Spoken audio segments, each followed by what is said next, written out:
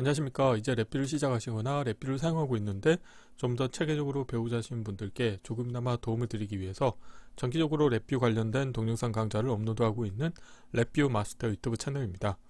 이번 시간에는 랩뷰 프로그램에서 제공하고 있는 프론트 패널의 컨트롤 함수들 중에서 파일 경로 컨트롤을 운영하는 방법에 대해서 간단하게 실습을 진행하도록 하겠습니다.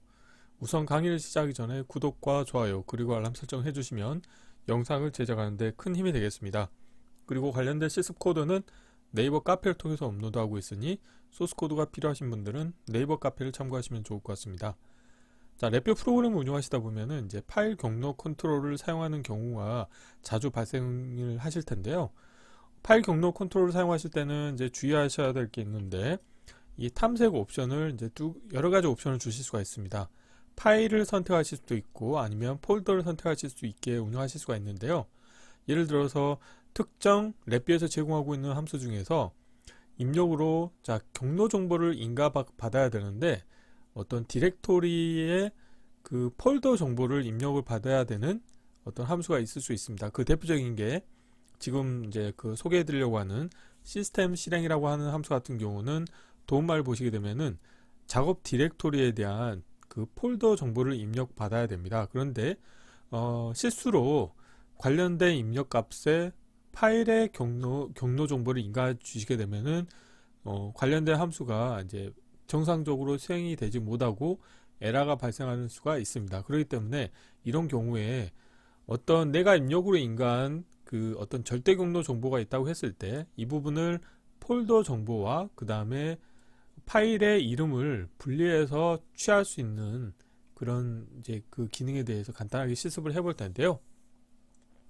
프론트 패널의 사용자 인터페이스 같은 경우는 이제 파일 입력을 경로 정보를 입력받을 수 있는 파일 경로 입력 컨트롤 하나를 가지고 있겠고요.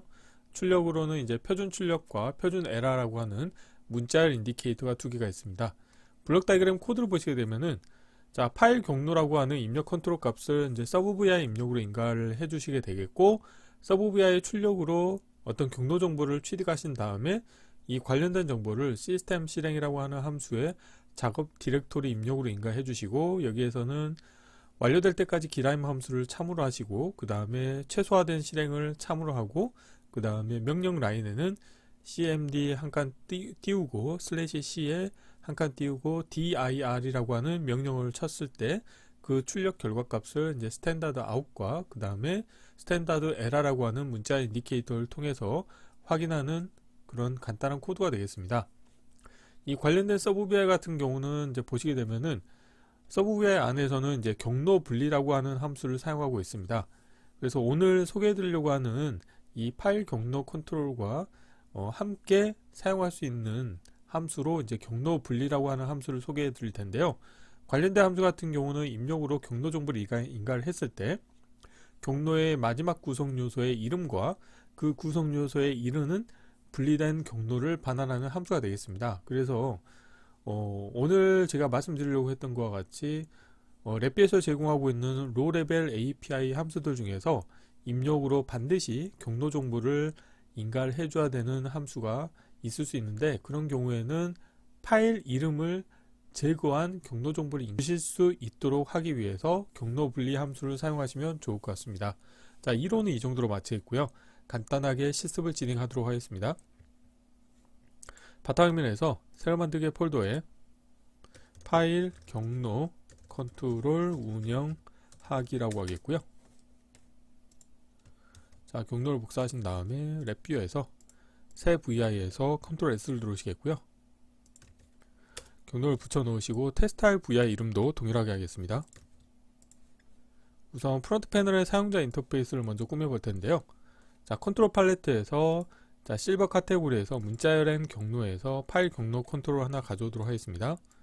그래서 사이즈를 가로 방향으로 살짝 키워 주시겠고요. 블록 다이그램 코드로 가셔서 블록 다이그램 코드는 아주 간단합니다. 이론에서는 서브vi를 만들어서 운영을 했지만 굳이 서브vi를 만들지 않으셔도 상관이 없습니다. 프로그래밍 카테고리 아래에서 파일 IO라고 하는 카테고리가 있고요. 여기 가보시게 되면은 이제 경로 분리라고 하는 함수가 있습니다. 자, 라벨 보이게 하겠고요. 입력으로는 파일 경로 정보를 인가해 주도록 하겠고요. 자, 그리고 출력으로는 자, 분리된 경로와 파일 이름 정보를 취득하실 수가 있습니다. 자, 그리고 자, 프론트 패널로 가셔서 파일 경로 컨트롤을 사용할 때는 항상 탐색 옵션을 지정을 해 주셔야 되는데요. 마우스 오른쪽 클릭하신 다음에 탐색 옵션에서 지금 저 같은 경우는 자, 파일을 선택할 수 있도록 하겠습니다. 그리고 자, 여기에서 클릭하신 다음에 현재 경로를 그대로 선택을 하겠고요. 값을 자, 현재 값을 기본값으로 선택된 값을 기본값으로 해서 VI가 실행이 될 때도 항상 동일한 값으로 시작되게 하겠고요. 자, 이 상태에서 시스템 실행이라고 하는 함수를 사용하겠습니다. 자, 연결이라고 하는 카테고리 가보시게 되면은 라이브러리 앤 실행 파일이라고 하는 게 있고요. 여기에서 시스템 실행 파일을 불러오도록 하겠습니다. 그래서 주석으로 시스템 실행 함수를 하나 불러오신 다음에 자, 입력으로는 자, 작업 디렉토리 인가해 주시면 되겠고요.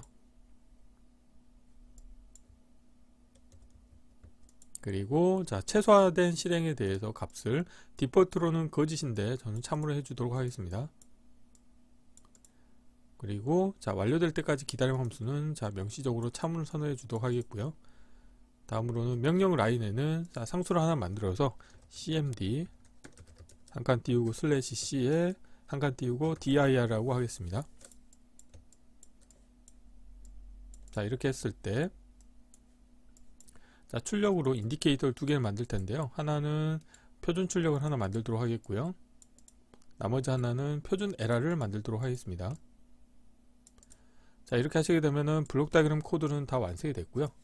자, 프론트 패널을 정리하도록 하겠습니다.